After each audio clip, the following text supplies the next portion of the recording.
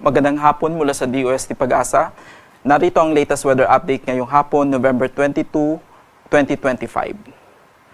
Sa kasalukuyan, 4 na weather system ang nagdadala ng mga pag-ulan sa malaking bahagi ng ating bansa. Una na po rito itong Intertropical Convergence Zone o yung ITZZ ang nagdadala ng mga pag-ulan, kaulapan at may kasama pong mga thunderstorms dito sa may eastern section ng Mindanao at ilang bahagi po ng Eastern Visayas. Habang ang shearline naman po ay nagdadala ng mga kaulapan at pag-ulan na may kasama pong mga thunderstorms dito sa Cordillera Administrative Region at kasama po ang Cagayan Valley. Habang ang Northeast Monsoon naman po ang nagdadala ng mga kaulapan ng pag-ulan sa natitirang bahagi ng Northern Luzon, habang ang easterlies naman po ang nagdadala ng maulap na kalangitan na may kalat-kalat na pag-ulan at thunderstorm sa may eastern section ng Central Luzon at eastern section ng Calabarzon, habang ang Metro Manila at natitirang bahagi po ng ating bansa, asahan po ang generally fair weather na may kasama pong isolated rain showers or thunderstorms. Para po sa lagay ng ating panahon bukas, dahil po sa epekto ng shear lines, asahan po na dito sa may Apayao, Cagayan, Isabela at Quirino ang maulap na kalangitan na may kalat-kalat na pag-ulan at thunderstorms, habang dito naman po sa natitirang bahagi ng Cagayan Valley at natitirang bahagi ng Cordillera Administrative Region, asahan po ang maulap na kalangitan na may kasamang pag-ulan dahil po sa epekto ng Northeast Monsoon. Habang sa Ilocos Region naman po, asahan po natin ang generally fair weather na may kasamang mahihinang pag-ulan dahil naman po sa epekto ng Northeast Monsoon. Dahil po sa epekto ng easterlies, itong Aurora, Quezon Province at Camarines Norte ay makakaranas po ng maulap na kalangitan na may kalat-kalat na pag-ulan at thunderstorms, habang sa Metro Manila at natitirang bahagi ng Luzon ay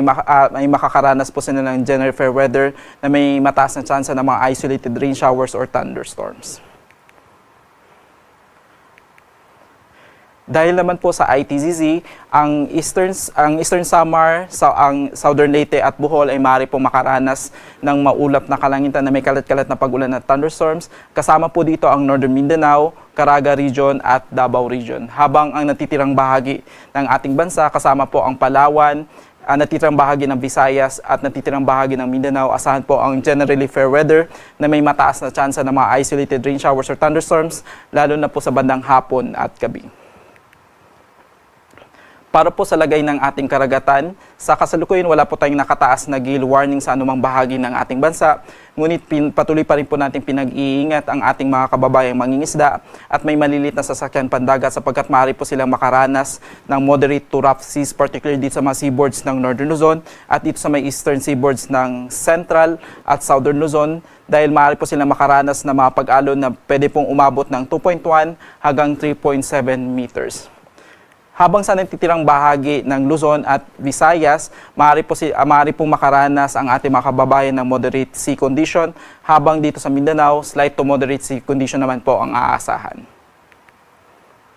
Para po sa 3-day weather outlook sa mga pangunahing lungsod ng ating bansa, patuloy pa rin makakaranas ng generally good weather ang Metro Manila by Monday, ngunit pagdating po ng Tuesday or Wednesday, asahan po ang maulap na kalangitan na may kalat na pag-ulan at thunderstorms. Habang dito sa Baguio City, dahil sa epekto ng Northeast Monsoon, patuloy pa rin po makakaranas ng generally fair weather na may kasamang mahinang pag-ulan by Monday, ngunit pagdating po ng Tuesday and Wednesday, asahan po ang maulap na kalangitan na may kalat na pag-ulan at thunderstorms, lalo na po sa bandang hapon at gabi.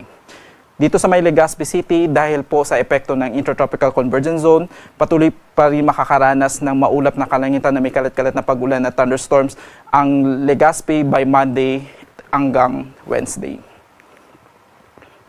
Sa malaking bahagi ng Visayas, dahil pa rin po sa epekto ng Intertropical Convergence Zone, patuloy pa rin po makakaranas ng masungit na panahon na may kasama pong mga pag-ulan at thunderstorms ang Metro Cebu, Iloilo at Tacloban City, habang dito sa Mindanao,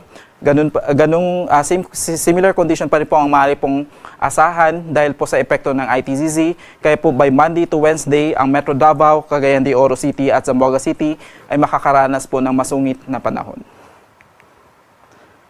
Dahil po sa epekto ng shear lines, dahil masama pag-ulan na dala po nito, ay maaari po makaranas ng 50 to 100 mm na pag-ulan itong Cagayan at Isabela by today hanggang bukas.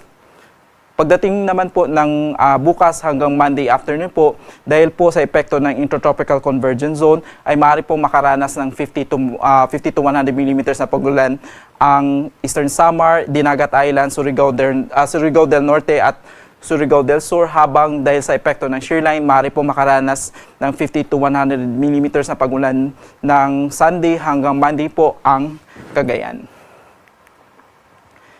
Dahil po sa epekto ng Intertropical Convergence Zone, pati yung epekto ng possible na LPA na nakasaad sa TC threat potential na nilabas kahapon, maaari pong makaranas ng 100 to 200 millimeters na pagulan ang Northern Samar pati ang Eastern Samar, habang 50 to 100 millimeters naman po ang inaasahan na pagulan dito sa may Catanduanes, dito sa may Camarines Sur, Albay, Sorsogon, dito sa may Romblon, Masbate, Aklan, Capiz, Cebu, Bohol, Leyte, Southern Leyte, Dinagat Islands at Surigao del Norte, habang dahil naman po sa epekto ng shearline, maaari pong makaranas ng 50 to 100 millimeters na pagulan ang Cagayan at Isabela. Kaninang alas 2 ng hapon ay naglabas ang mga kasamahan po natin sa Northern Luzon PRSD ng heavy rainfall warning dahil po sa epekto ng shearline, kung saan nakataas ang orange warning sa ilang bahagi po ng Cagayan Valley at itong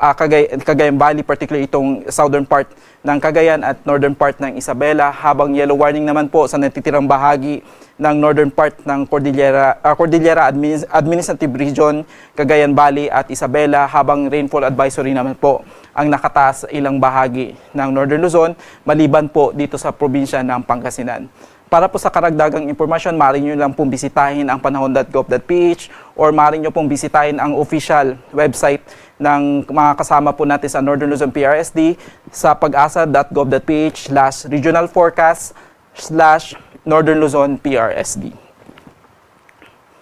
Dito sa Metro Manila, lulubog ang araw mamayang 5:24 p.m.